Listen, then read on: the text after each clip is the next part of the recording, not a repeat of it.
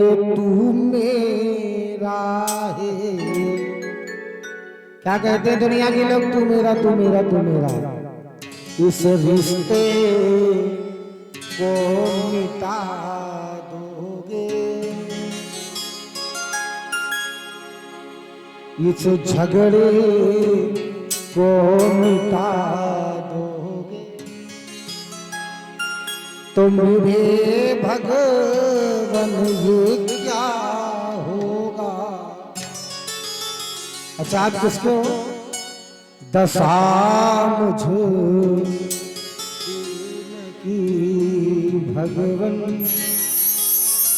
मिटा दोगे तो क्या होगा। आप हमारी दशा को संवार दो। अच्छा एक बात बताओ, आपकी दशा भी सुधरेगी तब जब आपकी दिशा बदले। अगर दिशा बदल गई तो दशा सुधर जाएगी, दुर्दशा होने से बच जाओगे। द्रौपदी ने सबको बुलाया, लेकिन द्रौपदी के सामने मेरे भाई कोई नजर नहीं आया है। द्रौपदी ने अपने पांचों पतियों से कहा, मैं एक पति की पत्नी नहीं, मैं पांच पतियों की पत्नी हूं। क्या होगा महाराज, पतियों ने नीचे को सर रख लिया, पतियों ने दूसरे के आगे दूसरा सर नीचे को घुमा लिया। धृतराष्ट्र के सामने पहुंची, धृतराष्ट्र से बोली, महाराज आपको पता है आप कान के बहरे नहीं हो, आंखों के अंधे हो। लाज जारी हस्तिनापुर की। जब नाव भंवर में फंसती है, माझी का दिल घबराता है। घबराने लगी मैया द्रौपदी, क्या करूं मैं आज हस्तिनापुर में, अगर मेरी लाज चली गई तो क्या होगा मेरा। मेरी माताओं अपनी इज्जत बचा करके रखो, आपका सर आने वाला कोई देख न पावे। हमारे शास्त्र में लिखा है, आंगन पर केवल 3 लोगों को बैठाल के भोजन कराओ, या तो ब्राह्मण आ जाए, या तो संत आ जाए, या तो आपके घर का बुजुर्ग हो। इन तीनों को आंगन पर बैठ करके भोजन कराना चाहिए।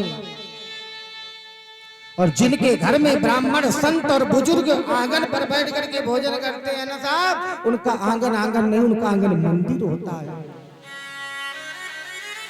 जब तक आपके घर में कोई बुजुर्ग जीवित रहे, उसको उसके कमरे पर नहीं, उसको अपने रसोई के पास आंगन पर बैठाल करके भोजन कराओ। देखा है पहले के बुजुर्ग आंगन में भोजन करते थे, तब कितनी सम्मत थी। बुजुर्ग को, ब्राह्मण को, संत को आंगन पर बैठ करके, कभी चारपाई पर बैठ करके भोजन नहीं करना चाहिए। जो चारपाई पर बैठ करके भोजन करता है उसका शरीर कभी स्वस्थ नहीं रहता है। जमीन पर बैठ करके भोजन करना चाहिए साहब। भोजन भी वो करना चाहिए जो हमारे करने के योग्य हो। द्रौपदी सबके सामने खड़ी है, लेकिन कोई नजर नहीं आता है साहब। जब विपत्ति आवेगी ना, तब देखना कौन हमारा सगा है, कौन हमारा पराया है। जब विपत्ति आती है तो सगा भी पराया बन जाता है। एक हाथ से द्रौपदी ने साड़ी पकड़ी, एक हाथ से भगवान को याद किया। रुक्मणी जी ने निमाला भगवान को खिलाया, भगवान रोने लगे। रुक्मणी ने कहा, प्रभु रो क्यों रहे हो। भगवान ने कहा, क्या करूं, आज मेरी बहन के जीवन में कष्ट है। रुक्मणी ने कहा, कौन सी बहन। कहा, मेरी बहन द्रौपदी। भगवान ने कहा, रुक्मणी ने कहा, तो फिर बचाने क्यों नहीं जाती। भगवान ने कहा, कैसे बचाऊं। अभी द्रौपदी को एक हाथ पर भरोसा है और एक हाथ से मुझे बुला रही है। जब तक मेरी बहन संपूर्ण भरोसे पर मेरी नहीं होगी, तब तक मैं अपनी बहन की लाज नहीं बताऊंगा। मेरे भाई संपूर्ण समर्पित, जिस समय द्रौपदी ने एक हाथ छोड़ करके दोनों हाथों से भगवान को याद किया, द्रौपदी को बुलाने में देर लगी, लेकिन परमात्मा को आने में देर नहीं लगी। संपूर्ण समर्पित हो जाइए परमात्मा में, संपूर्ण समर्पित हो जाइए। अगली कथा हमारी 23 तारीख को, यहां से सीधे वहीं प्रस्थान करूंगा। यजमान घबरा रहा है, महाराज पानी गिरेगा, क्या होगा। हमने कहा छोड़ दो, भगवान के हाथ में। परमात्मा के हाथ में छोड़ दो, अगल बगल बारिश हो जाएगी। और नाव में कल बारिश हुई, कानपुर में कल बारिश हुई, मथुरा में कल बारिश हुई, दिल्ली में बारिश हुई, लेकिन मैनपुरी में कोई आंच नहीं आई, क्योंकि उसका रखवाला परमात्मा है। हम चाह के भी चाहें कि अपना अच्छा काम कर ले, अगर वो नहीं चाहेगा तो कभी हमारा कार्य अच्छा हो ही नहीं सकता है। हम चाह के भी सोच ले हमारा बेटा अच्छा निकल जाएगा, अगर वो नहीं चाहेगा तो तुम्हारा बेटा कभी अच्छा निकल ही नहीं सकता है। मैं कहता हूं साहब, आजकल के बेटे माँ बाप की कीमत 20 पैसे के भी बराबर नहीं समझते। संपूर्ण समर्पित हो जाइए भगवान के ऊपर, और बच्चों पर नहीं। पहले पैरों का सहारा छूट जाए तो लाठी का सहारा, और टूट जाए तो गोविंद को सहारा बनाना, क्योंकि दुनिया के लोग सहारा दे के हटा लेते हैं, मेरा परमात्मा सहारा दे के साहब बेड़ा पार कर देता है। वो सहारा दे के बेड़ा पार करता है। दुनिया के लोग सहारा दे के हाथ चल ले, इसलिए उसको अपना सहारा बना लेना। भगवती द्रौपदी ने भगवान को याद कर लिया और क्या कहा, विश्वास नानी विश्वास है, द्रौपदी का रंग लाया तो बहना का भाई बन वो सांवरा। नानी भाई के मायरे के भगवान भरने के लिए गए कि नहीं गए? स्वयं भगवान भाग भरने के लिए गए। द्रौपदी ने भगवान को भगवान मान करके भाई माना, तो बहना का भैया बन मेरा लाडला आया। इज्जत जमाने में बदनाम नहीं होगी, पूरा है भरोसा तो तेरी हार नहीं होगी। सांवरे जब तू मेरे साथ है, सांवरे सर पे तेरा हाथ है। सुनो, मैं हार जाऊंगे कभी हो नहीं सकता। अच्छा भैया एक बात बताओ, अगर तुम्हारा बेटा तकलीफ में होगा तो क्या तुम्हें नींद आएगी? तुम्हारा बेटा तुम्हारी बहू तुम्हारी बेटी तकलीफ में हो, तुम्हें नींद आएगी? तो हम भगवान के कौन है? तुम्हें वो माता च पिता तुम्हें हो। भगवान हमारे कौन है? माता पिता है। बेटा अगर दुख में तो वो पिता सो नहीं सकता। भगवान को नींद नहीं आएगी। दुनिया में ऐसी तो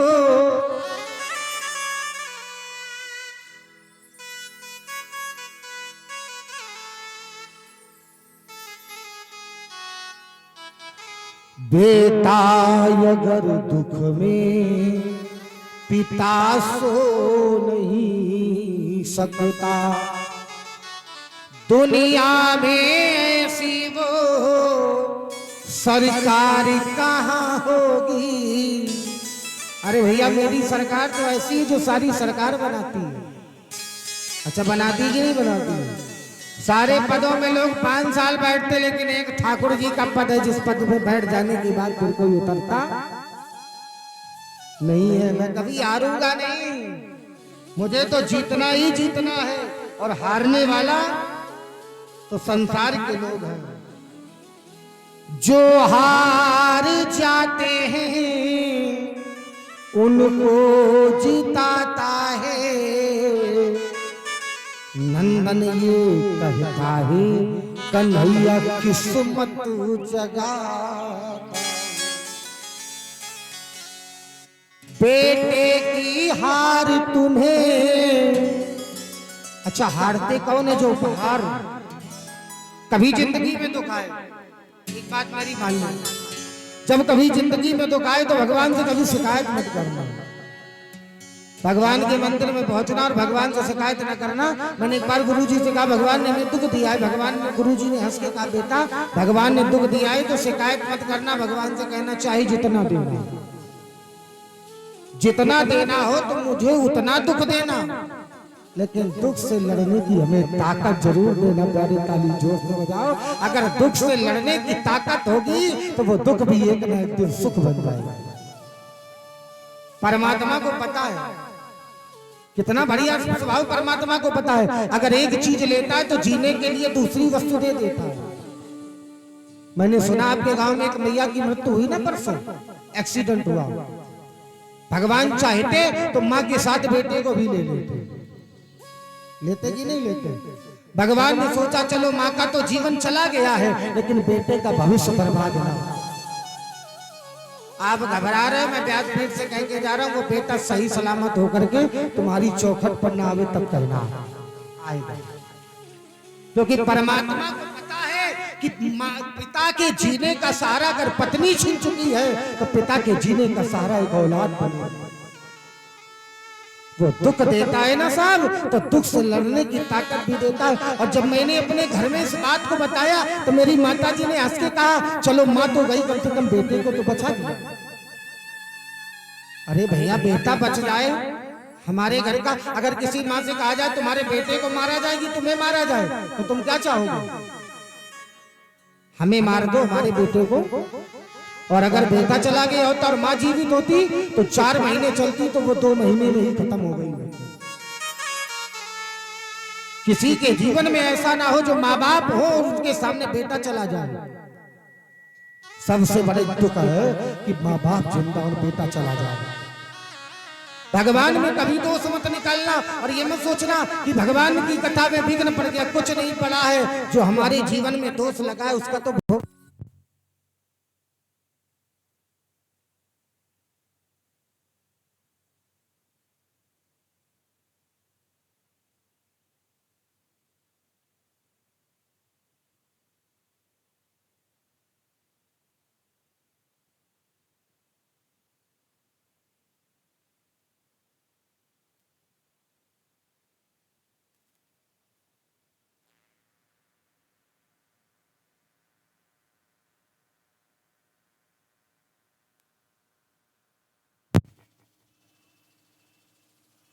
बोली वृंदावन मेरी लाल।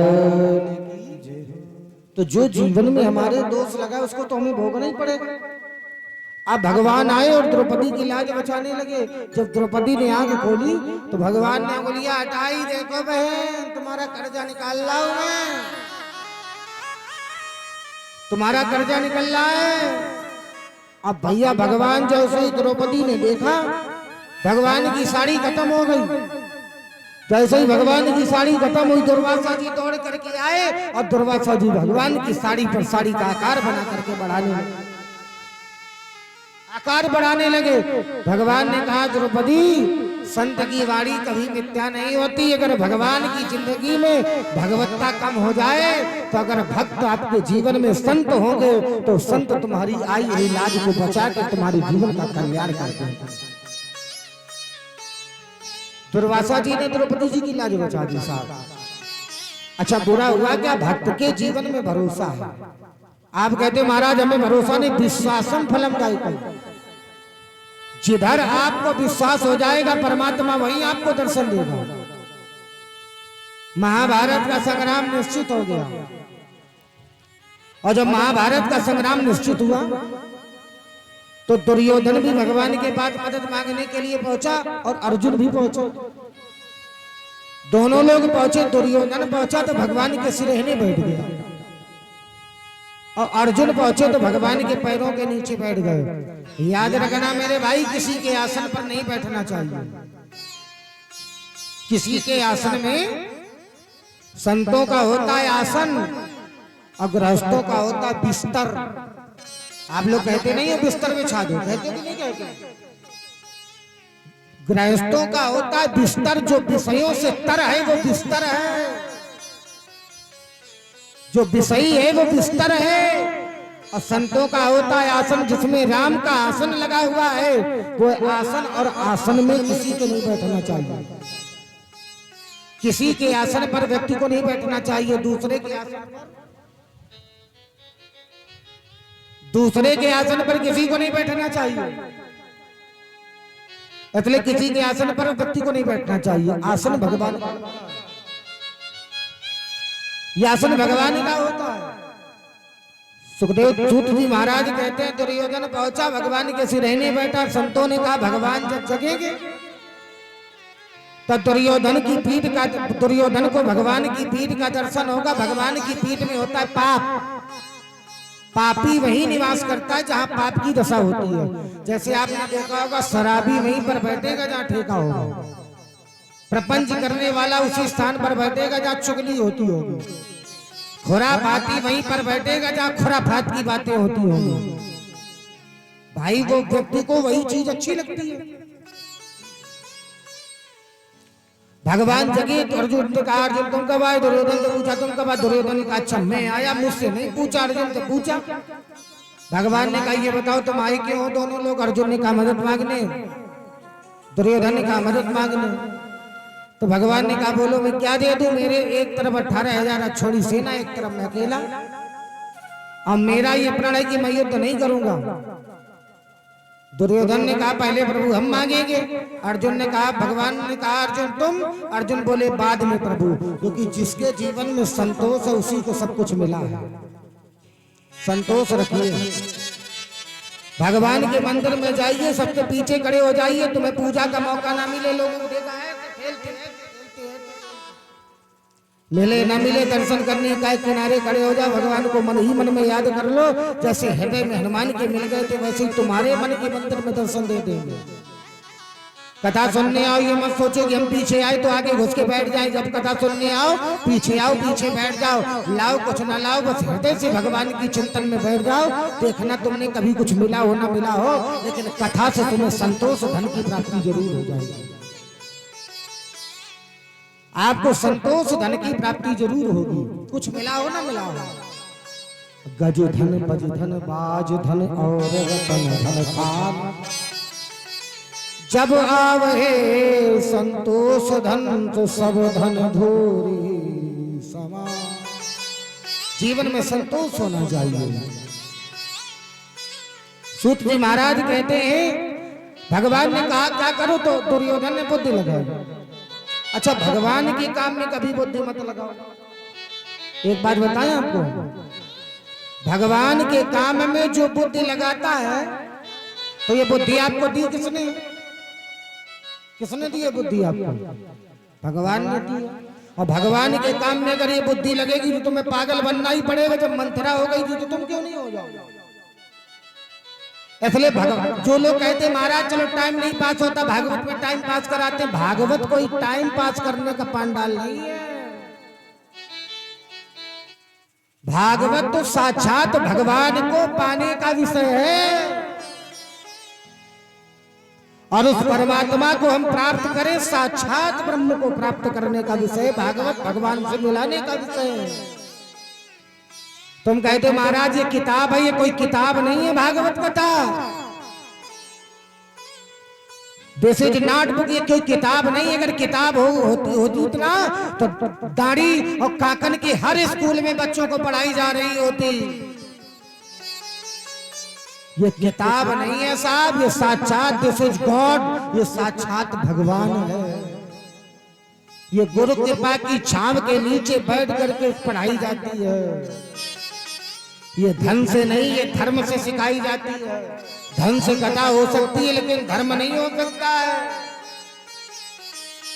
बड़े बड़े पैसा वाले मैंने देखता हूं, महाराज पैसा ले लो कथा करा दो, जेब में डाल दे अपना पैसा,